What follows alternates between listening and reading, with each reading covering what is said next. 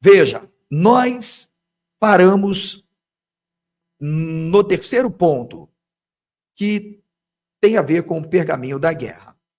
Lá em cima, no meu esboço, olha, vocês verão que nós falamos sobre a comunidade eclesia de El, Deus em Qurã. É o vídeo que já está disponível para você. Ok? Caso seja membro, é só você clicar aí que você vai ver que você é membro, tá? Membro premium, inclusive, porque quem quiser um conteúdo mais agudo, mais avançado, né? Mocotó, é um temperinho a mais, é só atualizar aí, renovar a sua assinatura para prêmio, tá bom? Porque esse aqui é um conteúdo que exige uma assinatura prêmio, tá bom? Ó, vem o material também todo destacado aí para vocês. E antes de tudo, lembrando que este conteúdo é uma abordagem exegética, tá? Tradutória diretamente minha, tá? Então, evidentemente que é um conteúdo que ficará disponível para você avaliar, você poder ler outros autores, mas sempre trazendo também grandes nomes da pesquisa dos manuscritos que podem servir de base para que você se oriente, tá? Então, o primeiro vídeo nós falamos sobre a comunidade, né, de El, e nesse agora nós, aqui ó, os Messias de Qurã, nós chegamos a tratar sobre isso, né? E agora, pronto, aqui.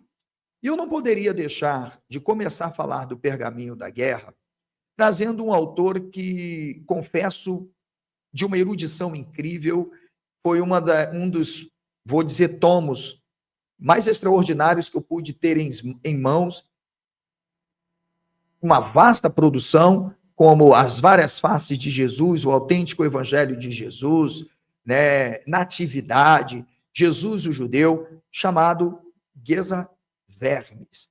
Geza Vermes também foi um autor que se debruçou numa ampla pesquisa, esteve ao lado de grandes nomes e também deixou muito claro que a pesquisa, de alguma forma, estava baseada em muitos conflitos de interesses de grupos específicos, tá?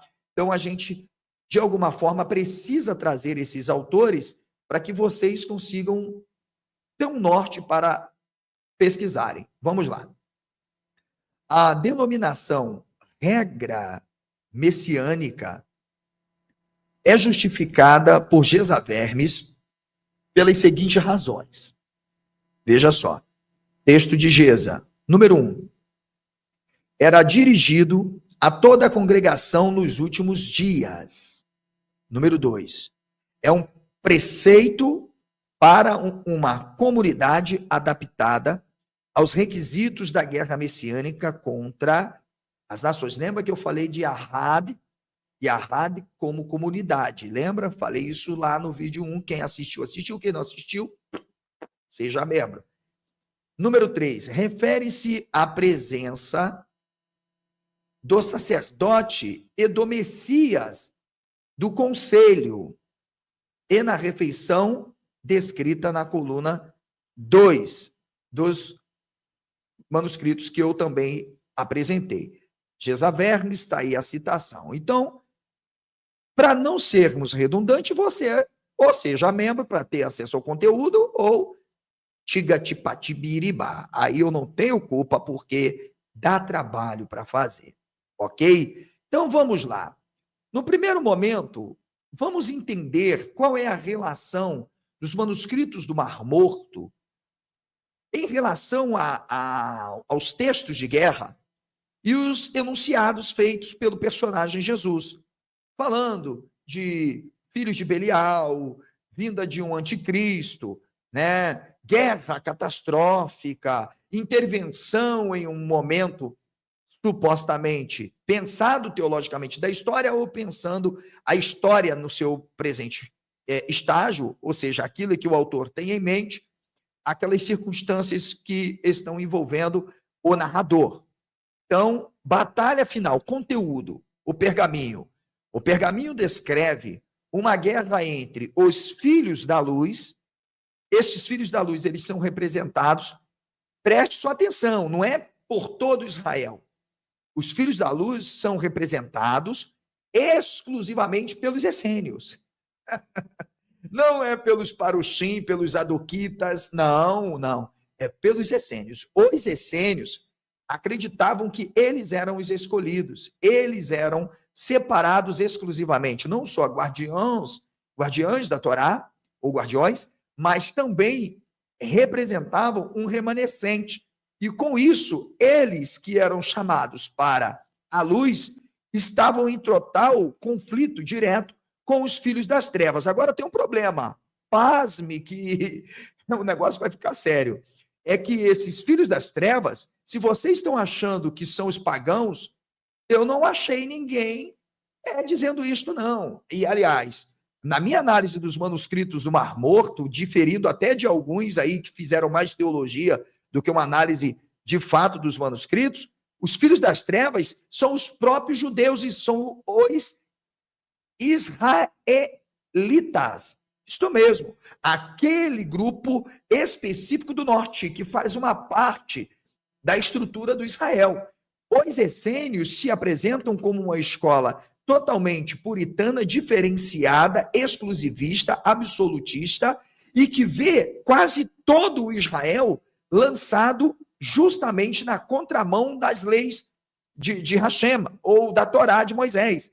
E por isso, os filhos das trevas aqui, engana-se quem interpreta como alguns fanfarrões aí, porque tem título de Harvard, de Jerusalém, tentaram até dizer, não, é a guerra, não, não, não, não. Os textos descrevem claramente uma posição dos essênios como um grupo superior das diferentes escolas judaicas, e os filhos das trevas não são os romanos, não são os assírios, não são os babilônicos. Aqui, neste sentido, ok? Nem os gregos, são os próprios israelitas, ou seja, uma parte do Israel que, na verdade, deturpa, segundo os essênios, não preservam os rudimentos da Torá, não preservam justamente as mitzvot, é isto que eles têm, tá bom? E por isso é esta guerra constante. Claro que foram fazer teologia e passaram a simbolizar os filhos das trevas com os ímpios. São aqueles que, na verdade, não são os judeus, são os chamados Goim. Não, não, não, não. Calma, agora veja isso aqui. Claro que a palavra, o termo usado, né, tanto Bnei Or, filhos da luz, tá?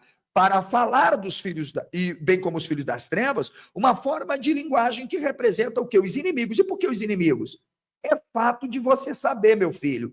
Assista o vídeo 1, que eu vou ensinar a você como a escola dos essênios foi sendo formada. Porque existiu um período na história, ela não surgiu assim do dia para a noite. Há um cisma entre a comunidade que sai de Babilônia e vai tentando manter um monopólio, e grupos vão se insurgindo, vão falando, eu não vou aceitar essa dominação, eu não vou aceitar essa ortodoxia. Então, os essênios não surgem do dia para a noite. Foi um processo. Por isso que alguns tentaram afirmar que, olha aqui, até abrir parênteses, tá bom? Que podem simbolizar inimigo como os romanos, outras seitas judaicas ou mesmo força. Aqui eu coloquei parênteses, por quê? Porque existem autores que tentaram fazer este link de atribuir, mas você vai perceber que existem grupos, historicamente, que estão servindo ao Império Romano e vendo o Império Romano não como mal, mas como algo bom para os próprios interesses do Israel e sua subsistência. Você tem ali o próprio Flávio Joséfo como Asmoneu. Por que Joséfo faz questão de listar a comunidade dos essênios como uma comunidade que efetivamente se apresenta como a melhor de todas as comunidades, mesmo ele sendo Asmoneu? Porque ele tem interesse de pegar toda a forma de linguagem e simbolismo das comunidades dos essênios para os seus projetos de alegorismos e profetismo, como ele faz, ok? Então, o David Flusser, que também se debruçou nos manuscritos, chegou ao ponto de atribuir os romanos como filho das trevas pelo fato de ter havido uma perseguição de insurgentes, como, por exemplo, Joanias. Mas isso não faz dos romanos filhos das trevas, uma vez que os romanos nunca foram vistos desta forma. Pelo contrário, há toda uma estrutura de adequação e condição que vai sendo construída para que as comunidades aceitem o governo romano, inclusive os imperadores, os Césares como Messias. Os essênios, ao irem para o deserto, eles estão mais preocupados em defenderem suas, vamos dizer, crenças em relação à Torá, em relação a si mesmos, do que criticarem os romanos. Eles criticam, eles passam mais tempo criticando os filhos de Belial, os filhos das trevas, que são os próprios judeus, do que os romanos. Então, muitos, no afã de fazerem uma teologia, né, catastrófica, tentam enquadrar os romanos também, mas isso é inferência, porque não há nenhuma menção disso nos manuscritos, ok? E aí nós vamos começar trazendo aqui, no manuscrito da guerra, 1QM7/6, caverna 7, ok? Vamos na coluna 7 da caverna 1, a seguinte afirmação. Vamos lá, preste sua atenção, hein? Olha aqui, ó. Uverhol ish asher lo yehe. Tarhor mimekaru bayon. Mihamar lor yarad. Otamki malki kodesh am savaot yahed. Ok? Então, o texto ele é claro. Que todo homem, que todo homem que não se tenha purificado, a palavra aqui, tahor, significa purificação. Alguém que tenha que ter passado por um processo de santificação, de limpeza, abandonado coisas relacionadas às suas fontes, a palavra, inclusive, empregada para fontes, nesse caso, ela denota seus próprios preconceitos, seus preceitos, sua filosofia de vida. Você precisa estar totalmente abnegado disso, tá bom? Abnegado totalmente, tá? Abnegado totalmente. E Mimecoru, Bayon, para quê? Para que no dia da batalha, por isso você tem aqui, eu coloquei em verde, tá? A palavra Mihamal, aqui com o artigo Hamal, Lo Yarad, ou seja, para no dia da batalha, do verbo Yarad, descer, não descerá com eles. Com eles. Eles quem? Eles quem? É com os romanos? Hein? Claro que não. Não descerá com eles quem? Com os judeus, que na verdade não preservavam, não guardavam, que distorciam, que se associavam a outros grupos. Por isso, inclusive, é uma crítica ao helenismo de Filo de Alexandria. Filo, inclusive, ele também critica os essênios, ele não só elogia, não, porque ele não era bem visto. O movimento terapêutico não é bem visto, não. Os fariseus não é bem visto, não são bem vistos pelos essênios como você pensa, não. Entende? Então, aqui, é claro que você tem um escatologismo, você tem um profetismo que leva a uma ideia de algo que está distante, mais distante ali de quem está escrevendo. Pode ser algo que está mais próximo, tá? Mas fizeram uma teologia, então apontaram isso para tudo. Como pegaram Jesus? Como pegaram aquele texto de Jesus, né? E vereis vir o Filho do Homem nas nuvens. E disseram que era Jesus falando dele mesmo. E aí arrumaram um problema, porque tem aquela geração, né? Alté, né? Aquela geração, esta geração. E agora estão arrumando problema para acertar porque Jesus ainda não veio. Por quê? Porque não é Jesus e também não está falando dele mesmo. O Filho do Homem, tanto quanto dos manuscritos, bem dentro da dimensão do Império Romano, denotava, claro, uma ascendência dos filhos dos imperadores, assim como Tito. Ok? Deu para você entender? E aí o texto continua assim, ó. A partir, pois, cadê pois, ó, Que Malki Kodesh Am Tsavaot Yahad. Ou seja, pois os anjos santos, então você tem aqui, ó, Malki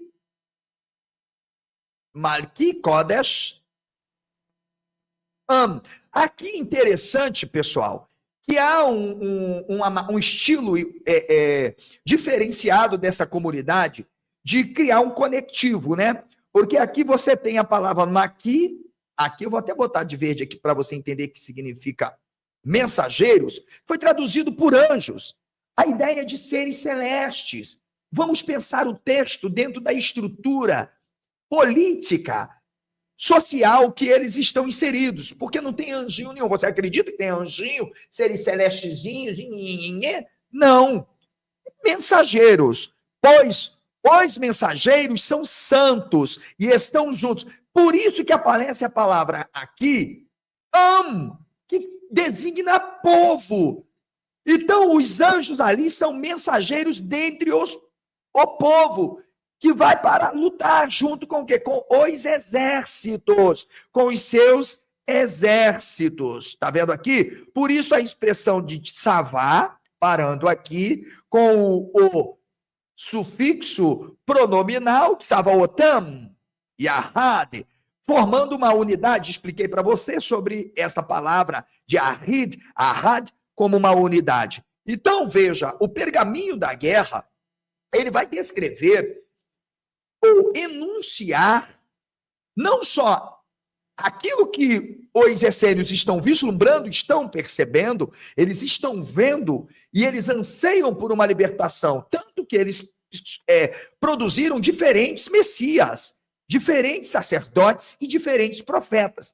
Por isso que eu digo que Jesus não existiu. E quem tenta dizer que o cara era um terrorista, quando você olha para o revolucionário de maior ou menor grau ou potencial ofensivo, vamos dizer assim, o único Jesus que nós temos é o Jesus do texto, e é o Jesus que está revestido de toda esta dimensão simbólica, e que poderia ser qualquer coisa que você possa imaginar.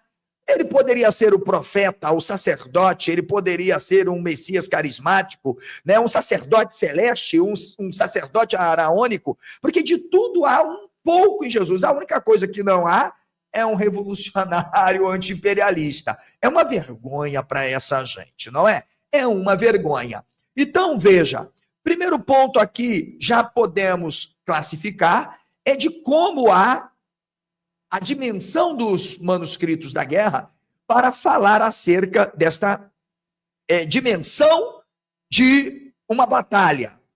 A duração da guerra.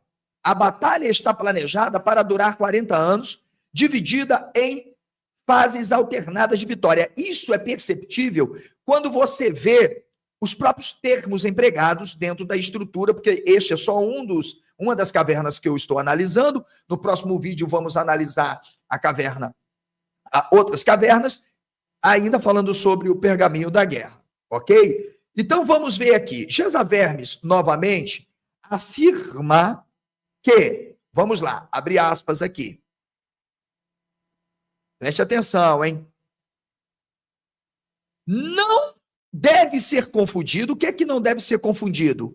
O pergaminho, a obra, o pergaminho da guerra, com o manual militar da arte da guerra, como o que eu tenho aqui, do Sun Tzu, né? Não pode.